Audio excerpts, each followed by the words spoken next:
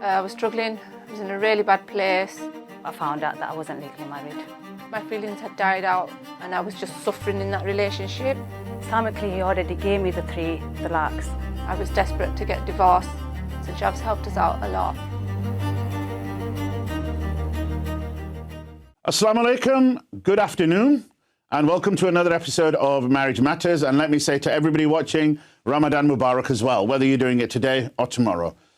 This afternoon, not evening, afternoon now, we're going to talk about a very pertinent topic which arises a lot with our clients and in the South Asian community, and that's one of privacy within a marriage. Now, when I say privacy within a marriage, we get a lot of people who come to us and say, me and my spouse are absolutely fine, but we're getting a lot of interference from extended family, or my spouse is listening to his extended family, be it his parents, his brother, or the wider community, or his sister, but they're not listening to me and I'm taking a back seat in the relationship. Now, to discuss that and a whole lot more is Aishah with us today. Aishah's from London and she's a teacher. Aishah, can you hear me?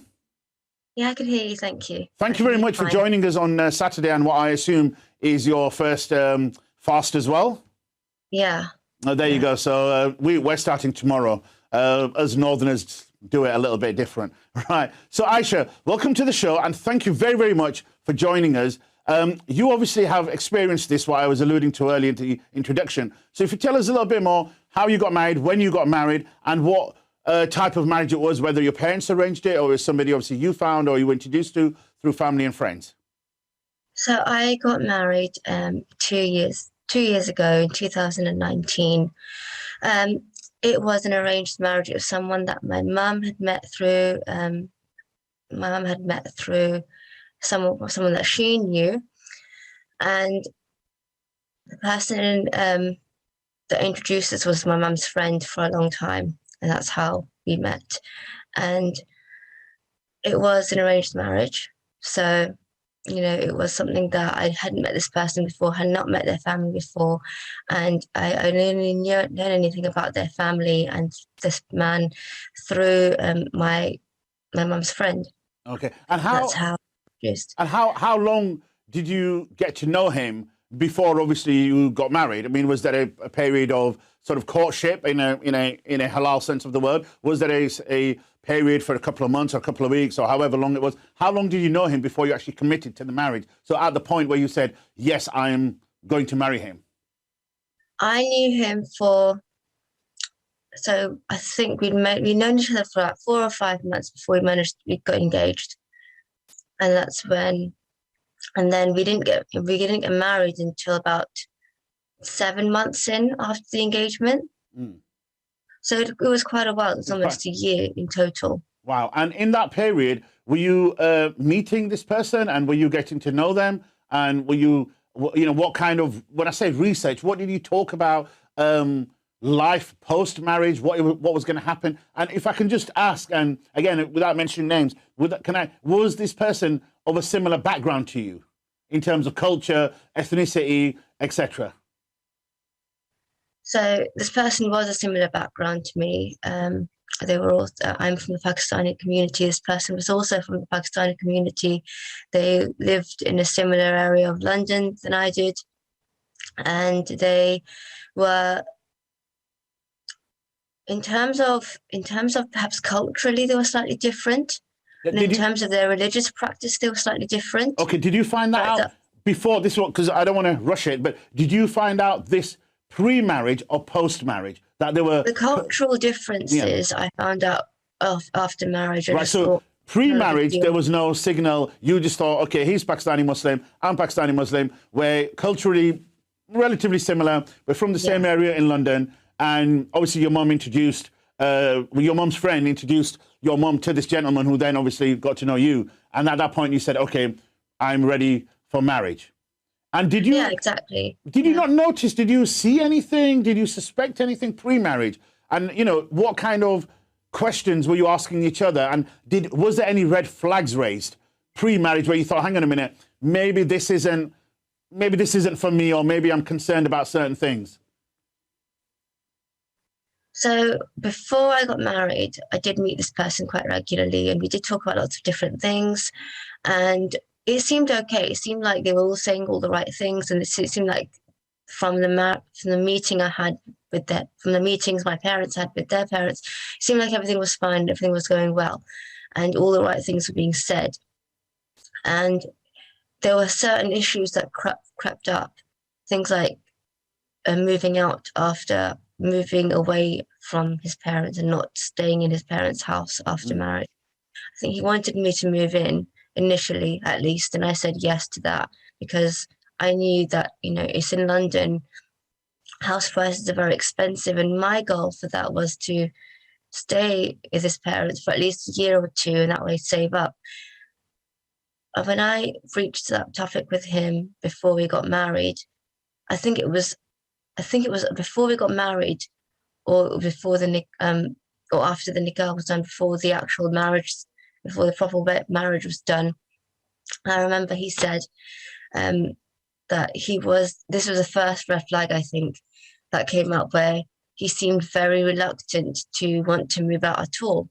Which surprised me because I felt, I thought maybe, this is something that we were moving together with parents at first. But had he promised you? Was that the arrangement that you were going to move in with his parents first, and then within a year, maybe 2 years, like you said to yourself, having saved up? London prices obviously through the roof. I know, I've lived there. But then when you're saying after marriage, is that when he started to sort of negate and roll back what he had said? Or was this pre-marriage that he's already saying pre-marriage, I don't think I want to move out, I just want to stay with my mum and dad? So that conversation happened, I think, after the nikah had taken place. But I thought, that's no big. I didn't really think too much of it in too much detail about it, because I just thought, his parents have previously said to mine, well, they can move out whenever they want. So I just, this topic had been brought up before with his parents and with him. But the understanding seems to be that we can move out whenever we wanted. But what I didn't realize was that he never really wanted to. But you didn't know this pre-marriage. Obviously, he, again, like you said, he's saying the right things.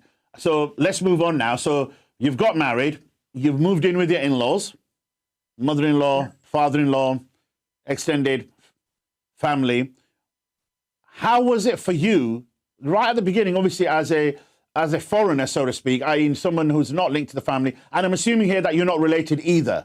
So there's no sort of relationship that you've got with the mother-in-law, the sister-in-laws, with anybody. So you're not related, you've moved in, brand new person, boom, thrown into the mix of this family that have already got a sort of a culture amongst themselves. How did you find that initially when you first moved in then? I found it different.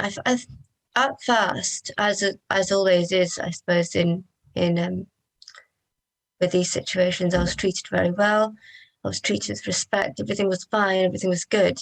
And then I think slowly these expectations started to come up on me, saying I have to do this, I have to do this, I have to do this. And it seemed to be according to their way of doing things, not how I wanted to do things, or how I would want to run my home if I had my own home. So when you say expectations, what expectations were placed upon you? So when you say obviously you moved in, everything's going fine.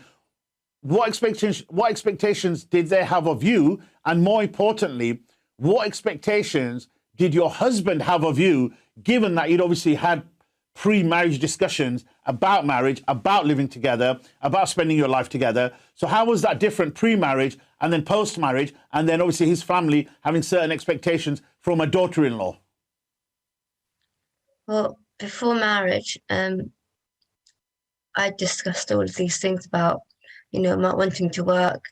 I didn't want to be a housewife that did nothing at home. But I think, and he said that was fine. He said I could work and I could do whatever I wanted with that regard. But I think after I got married, all of these expectations started coming up, saying you have to cook and clean on certain days, you have to cook and clean on these days, which is fine because, those are expectations that you would have if you have your own home. But it started to become the case where I felt like I was having to cook and clean for his entire family all the time, or cooking, or on certain days where I wanted those days to be my days, or I wanted to visit my family on those days. So I felt like I was limited in doing what I wanted to do when I wanted to do it, and my time was being controlled slowly by other people. Well, and that's what it became. That's what it slowly became. That's not how it started off as being. So it was a slow progress. It's a slow build up, you know, sort of incrementally it's getting to that point. Now, when you say you had to obviously cook clean for the whole family, there was expectation. Where's your husband in all this? You know, did you speak to your husband and say, hang on a minute, this is not what I expected from this marriage? Obviously, we've spoken about it. I respect your mum, your dad and everything. But why am I now just a housemaid? And where's your role in all this? Did you ever have these discussions with your husband while all this was going on? Yeah. So I did speak to him, and I remember when I spoke to him about, you know, all of these expectations that I had, he said he would always take his parents' side in this. He said, well, we're all a family, we're all one unit. You know, this is what we do for our families. And it was as if my role in that was to serve him and his family too. And then he would turn that around and say, well, that makes you the most important person in this family. That's a place of honor to be. Wow. You know, it's one of those things where it's turned around on you to make it seem like you're being done a favor by having this role. Absolutely. But you're not actually being. Yeah. It's justification. Is being invalidated. It's just justification for making you do something that you shouldn't be doing, but they're giving you that sort of level of importance. Now, in terms of respect, how did the extended family view you? Were you actually treated like a daughter? They always say, oh, daughter-in-laws are never daughter-in-laws. You know, I'm taking a daughter and, you know, that she's going to be my daughter. Were you treated like a daughter or a daughter-in-law, or were you treated like someone who's there just to do things, to serve this extended family? I think so. At the beginning, they always said that we'd always treat you like a daughter, and they kept saying that all the way through until right at the very end. But saying that doesn't mean that they're going to act upon it. That doesn't mean they actually acted on it. And for me, you know, that's the most important thing. Yeah, you know, saying it and doing it is completely different. Aishah, stay there. We'll see you after the break, and we'll continue this conversation. See you after the ads. Do you need help with your marriage? Do you suspect infidelity in your marriage? Are you struggling to gain the truth over a matter of concern? Whatever the concern, we're here to try and help. Email us for free support today at marriagematters@britishmuslim.tv.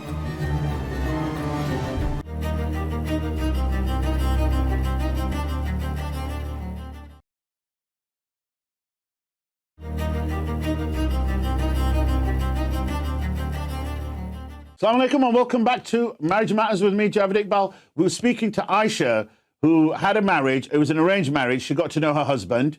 And obviously post-marriage things were completely different in terms of expectations, extended family, in-laws, and their control, I suppose, and what they expected from her.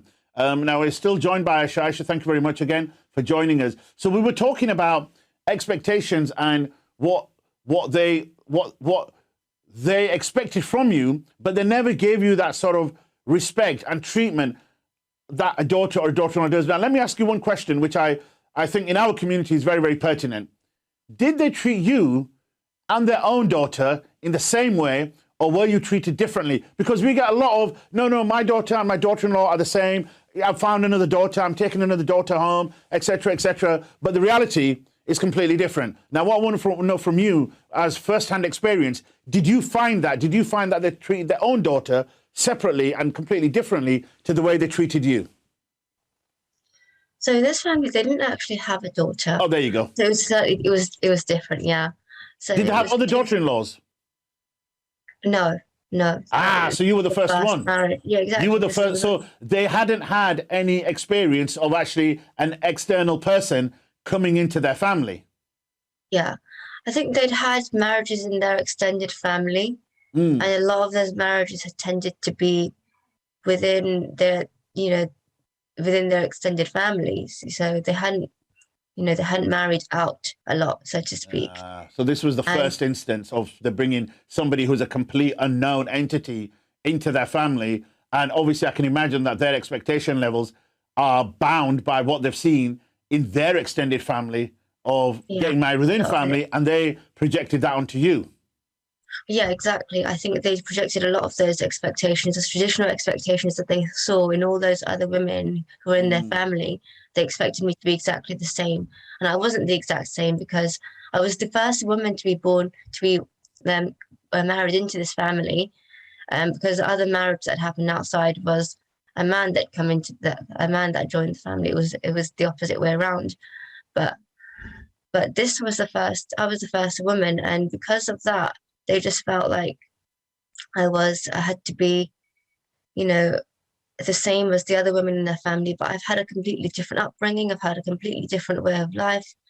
And I didn't only realized much of that when I was married into the family. And I think a lot of it had to do with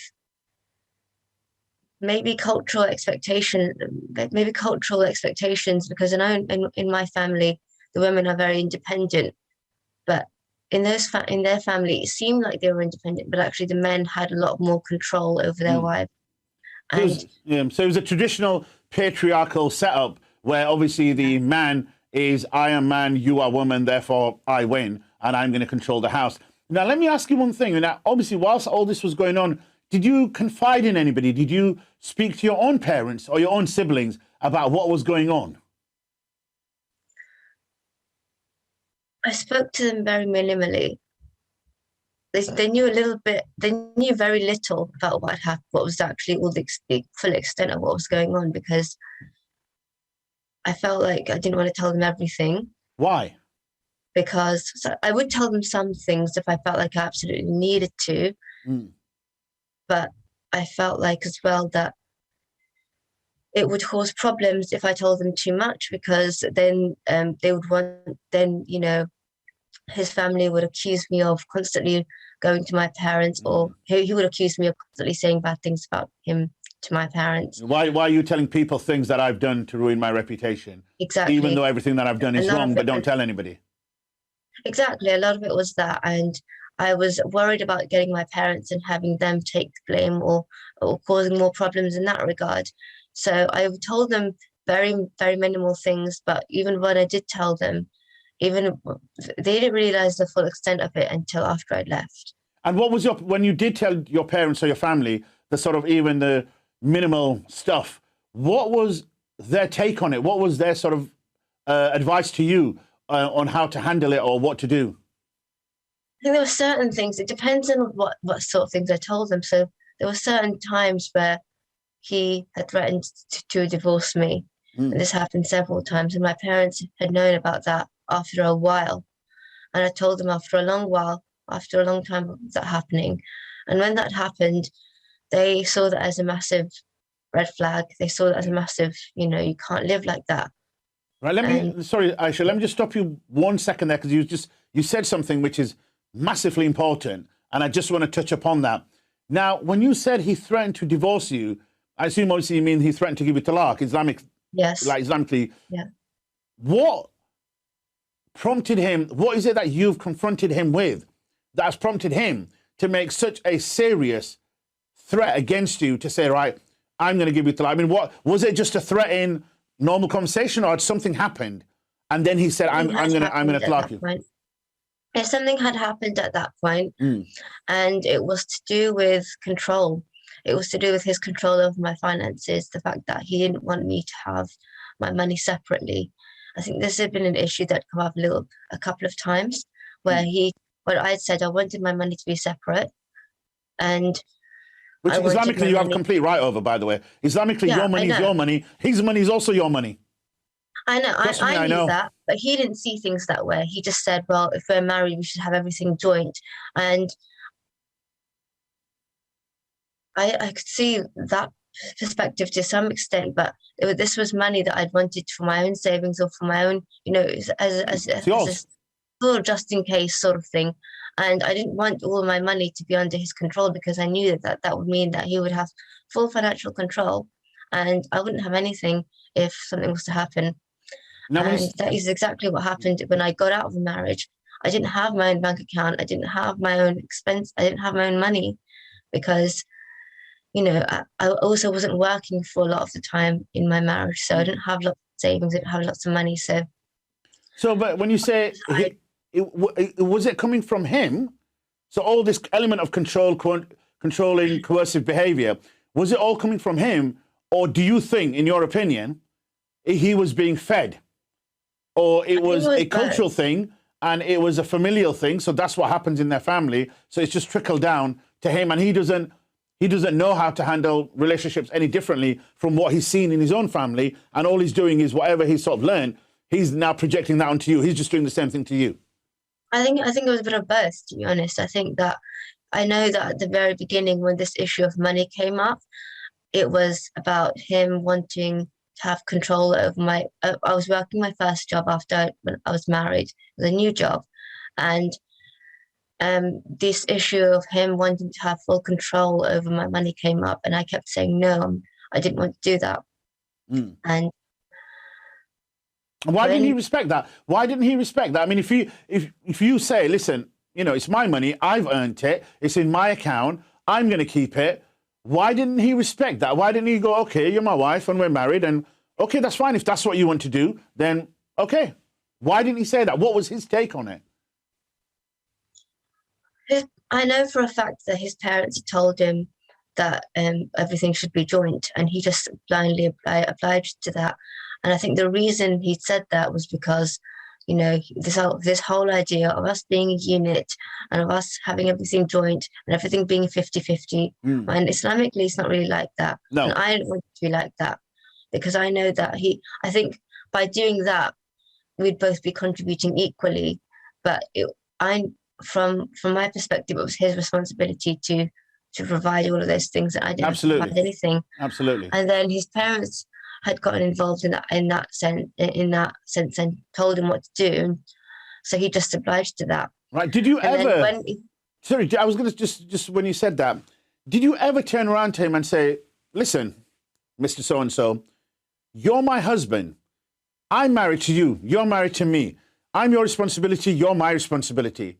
Financially, however which way, emotionally, everything. We're each other's. Why are your parents getting involved? Why are they interfering in our intimate marriage? And we live in the same house. That's fine. They can interfere when they say, "Oh, you know, don't cook this, do this, don't do that." But why are they getting involved in the sort of details in terms of finances, in terms of joint accounts? Did you ever say that to your husband and going, "Hang on a minute, are you blind? Can you not see what your parents are doing?" Did you ever confront him with this? I think I think my parents had definitely known about this, because they'd found out a little bit about this, and they'd confronted him. We confronted him in that sense, but it was never something that I don't think they ever gave a full answer to that. I think it was always just, you know, they never acknowledged that they were doing anything wrong. It was always, they never acknowledged that they were doing anything wrong, but they also never acknowledged that that anything wrong, like, that it was a bad thing for them to be involved. But did your husband not think it was a bad thing for them to be involved, i.e. his parents? Could you not show him the light and say, "Listen, this is our life. This is, you know, they've got what they've got." Like you, I assume, and tell me if I'm wrong, but I don't think you interfered in your mother-in-law and father-in-law's finances, and you didn't tell them, no, of course not, how to live their life, and you didn't tell them to have a joint account or have an ISA or a PEP or whatever it is. So why did you not say to your husband, "Hang on a minute, we're not telling them what to do. Why are they telling us what to do?" I don't think I ever confronted him that directly about that sort of thing, but I did hint that I want to have our own lives.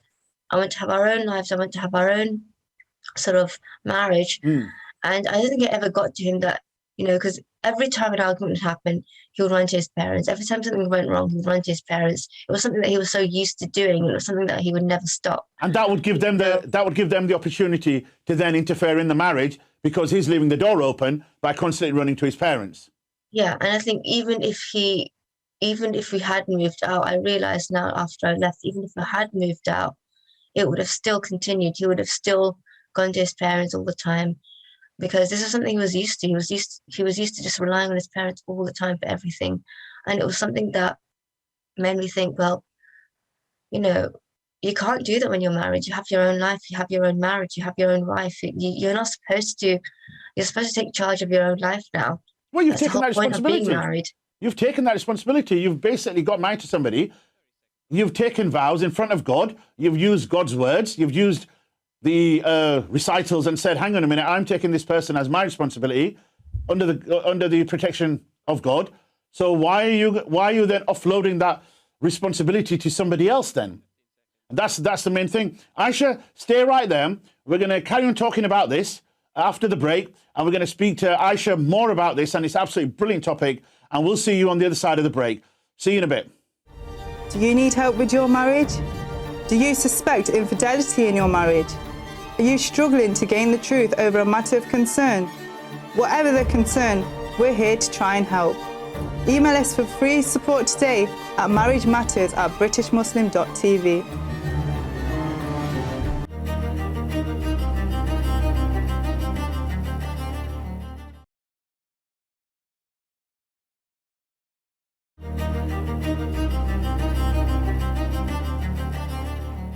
Assalamu alaikum and welcome back to Marriage Matters with me, your host, Javaid Iqbal. I'm joined still by Aisha, and we've been discussing, obviously, privacy within a marriage and what happens where there's a lack of privacy or there's interference. So, Aisha, we were discussing, obviously, your marriage, and you were saying about your in-laws and your husband and running back to his mum and dad and not having that sort of sense himself to think, well, hang on a minute, I've taken this woman as my wife. With a promise to God, and I'm the one who should be responsible for her. I'm the one who should be looking after her and not keep running to mum and dad every time something happens. Now, let me ask you another thing, is who controlled, when you said there was a lot of control in the marriage, how much of that was by your husband, and how much was it by your husband by proxy through your mother-in-law and father-in-law, and how much was it directly by your mother-in-law and father-in-law, where your mother-in-law, your father-in-law have directly said to you, Aisha, you're not doing this, this, and this, even though it's not their job to say it? How much of that came directly from them? Some of it was from him directly, from my my husband, where he would say things to me in private about, this is how you need to do things. This is how you need to behave, or you need to behave with my parents, or you need to be this sort of wife to me, that sort of thing.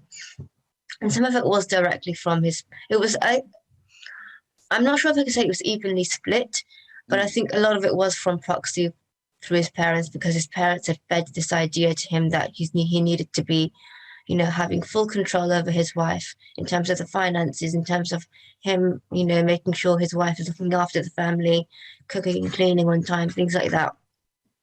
And some of it was directly from his parents, where towards the end, his parents were saying, it was last year, and it was just before Ramadan last year, before I'd left was before Ramadan last year.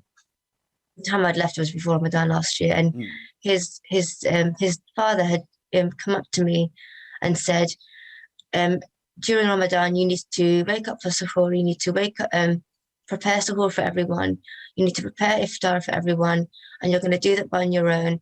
And he didn't question it. When that sort of thing happened, he did not question it. When his parents were ordering me around in that case, in that sense, he did not, he didn't question it. He just took their side. He didn't say anything to them. Now, was there ever an instant, just to sort of even the balance out, was there ever an instance where he did question his parents, where he did turn around to his mum and dad and say, hang on a minute, folks, you guys are wrong. She's my wife, and this is not on. Was there ever a point that happened? No, not that I can. There was So never a point I remember that happening. He was completely in line, in tandem with whatever his parents were saying. I feel like it was whatever his parents said, he was just following. And if his parents said, don't say anything to her, don't do this to her,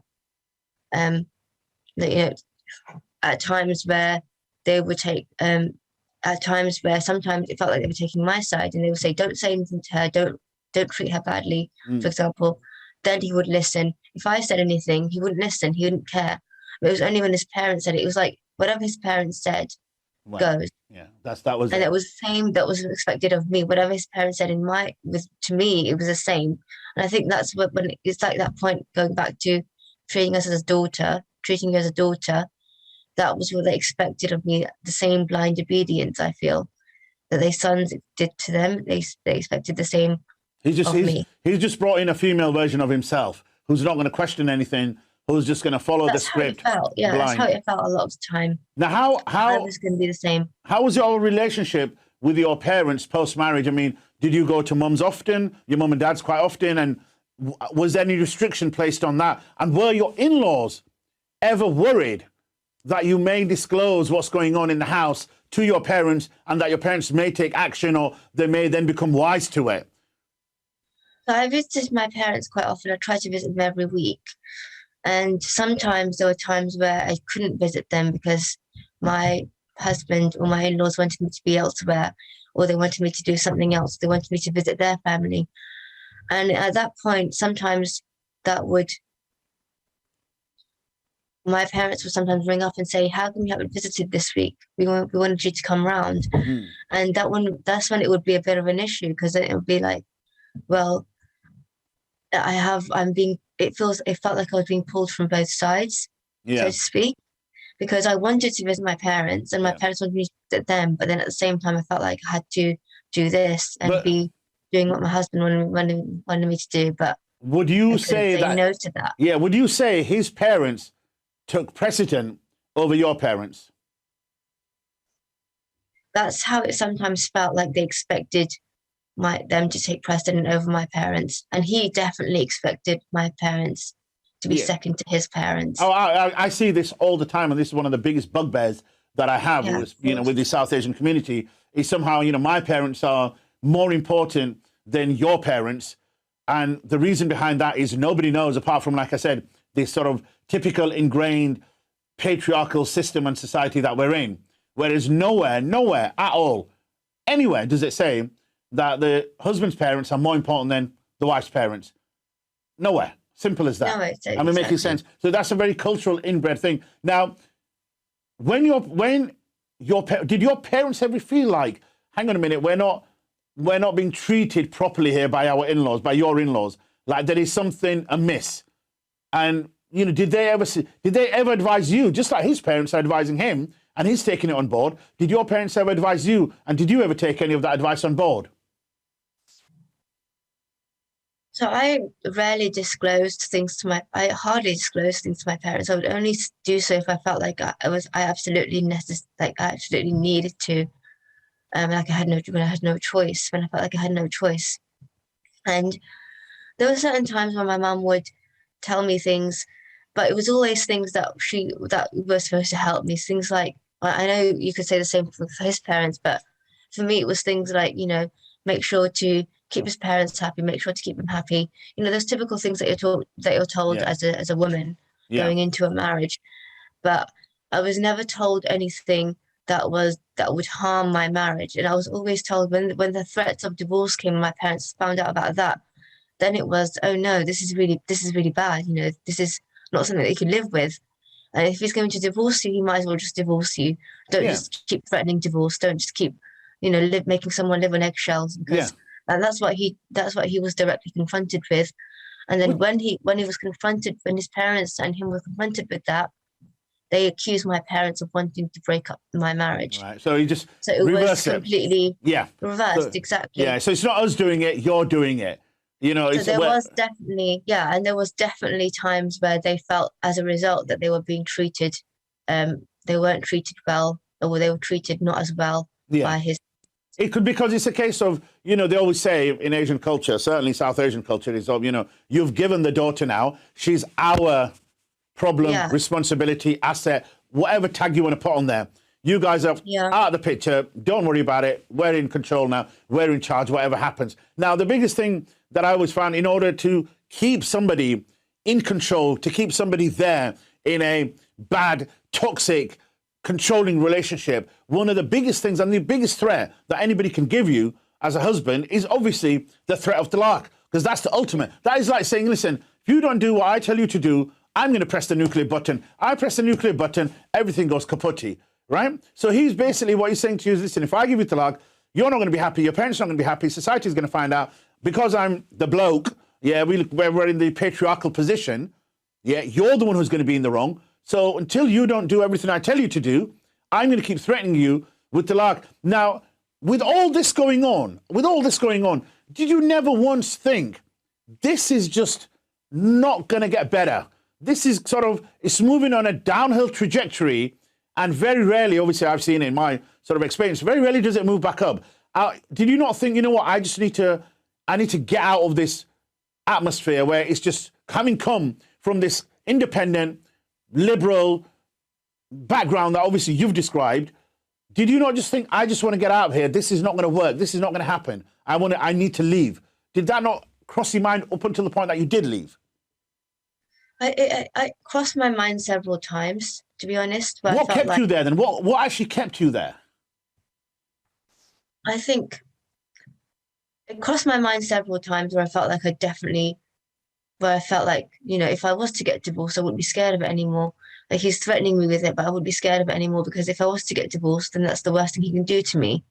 But I was still scared of divorce despite all of that. I was still worried about divorce, and I was still worried about the repercussions of it. And I was still thinking, maybe there is something I could do to keep my marriage. Maybe there is something I could do to keep my marriage safe and to keep my marriage afloat. And I should try whatever I can, because divorce is not something that you could ever take lightly, of course. Absolutely. But it's also something that, you know, you're always told to do whatever you can to keep your marriage safe and to keep your marriage afloat and, you know, to keep it going. But do you think he used your fear of the talaq to keep you there? So he knows, listen, if I say to her, I'm gonna give you talaq, you don't listen, I'm gonna do this. He knew that fear that you've got inside you, the one you've just described, all these things that have obviously linked to talaq. He used that fear that you've got of talaq against you to keep you in line? I think he did, because every time something happened that I felt wasn't a big issue, or every time it would become a big issue by him threatening me with talaq, and as a way of keeping me in line, so to speak. It was definitely a tool of control, and he exploited that all the time. It became, you know, it was something that I would wake up and feel like, oh no, something bad is going to happen, and he's going to threaten me with divorce. Eggshells. You're just walking on eggshells every day. Exactly, and then that would end up happening, where he did end up in some way or other threatening me with divorce. And it's the ultimate weapon, isn't it? It's just the ultimate weapon that, unfortunately, and that was not why it's there. I mean, if anybody's watching out there and they're going, oh, you know, I'm the man, I'm the big I am, and I can use, that's not what talaq is there for.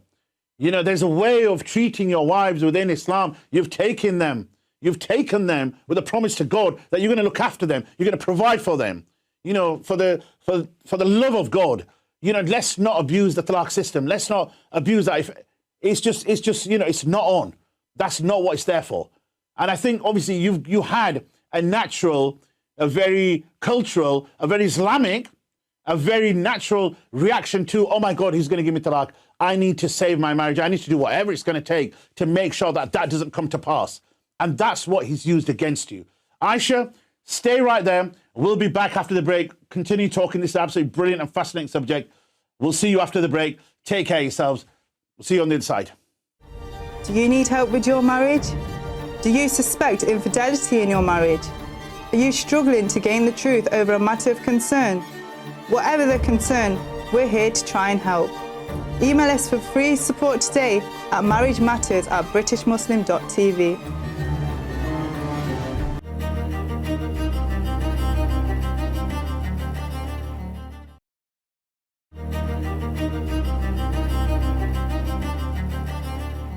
Assalamu alaikum and welcome back to Marriage Matters with me, Javaid Iqbal. Welcome back to the final segment. So we're still speaking to Aishah about this controlling, coercive behavior, about the threat of giving talaq to somebody in order to keep them in line, the in-laws interfering, telling the son what to do in respect of his wife. You know, it's a marriage made up of, it's quite frankly, it's a marriage by counsel, it's a marriage by community than a person being married to another person. Now, Aishah, I just want to ask you, right, okay, if you were to go back now, sort of, you're not married to this gentleman and you've met him, how would you have approached things differently? What would you have tried to gauge from him to know what you now know? What would you have asked him? What would you have tried to get out of him? Maybe spoken to other family members that he's got, maybe done a little bit more research, or maybe what would you have done so you would have known pre-marriage what you're getting yourself into? I would have definitely asked different questions if I had known what I know now. And I would have definitely asked harder questions, and I would definitely get more decisive answers from those questions. Because I think the whole issue of moving out, for example, moving in with his parents, and when I would be able to move out, that was something that felt dictated by his parents. And his parents kept saying, oh, they can move out whenever they wanted, knowing full well that their son didn't want to move out. And he knew that, but he never told me that until afterwards. So I would definitely get a more decisive answer from him and not his parents about that sort of thing, because his parents shouldn't be involved in that decision anyway. And it's not, it's not their decision to make. It's absolutely the couple's decision to make. It's your decision. You're married to him, he's married to you. You're not married to the mother-in-law, the father-in-law. The father-in-law is not married to you. It's you two. And that's the way it should always be in a marriage. It should always be. You can get counsel, you can get advice from people, but dictating is a completely separate issue. And that's what happened in this marriage, from what you're telling us. It was dictated to you. Yeah, it happened the whole way through. And when the issue of divorce, closer to the time I was leaving came up about me wanting to move out, his parents were ultimately the ones who still kept saying, okay, you can move out, but you can move out after X number of years, after the second son has done something or gotten a job and become more settled, for example. It was very much dictated by their needs and their wants. So there's always a third party interest in your marriage. Yeah, it was their my marriage was effectively being run by them, and I was like a third party in my own marriage in that respect. But if I'd known now what I know, if I'd known then what I know now, before I got married, I would have done things very differently, and I would definitely ask those harder questions to him and not his parents, because his parents are not the ones to dictate those things. It's him and me that need to dictate those things. 100%. And what advice would you give to in-laws, an extended in-law family who are looking to get a daughter-in-law, get the son married? What would you say to the mother-in-law, the father-in-law, how they should run that household, given that obviously it's a joint household? So the son, the daughter-in-law are living with the parents. What advice would you give to the parents? I would just say that, the first thing is you need to let your son just be an adult and have his own responsibilities and run his own marriage the way he needs to run it, and let the couple run their own marriage. Don't get involved and don't dictate things, because as soon as you do that, as soon as you dictate things and as soon as you get involved, the marriage is no longer between two people. It now becomes between 3 or 4 people, and that's not a marriage. That's not a marriage. It's more like it's not how it's a marriage by committee. It's a marriage by committee. You need 3 yeses or 4 yeses in your life before anything can get done. So it doesn't matter whether you say yes. Your husband's got to say yes. The mother-in-law's got to say yes. The father-in-law's got to say yes. Then it might happen. But if you said yes and your husband said yes, it wouldn't be enough. It needs to go to the higher authorities, which is obviously the in-laws. And it's as if you become you become a second party in your own marriage. You can become a second or a third party in your own marriage, and that's not how you can run your life. That's not how you can run your marriage, because ultimately, when you have children, those children are not, they're also going to be dictated.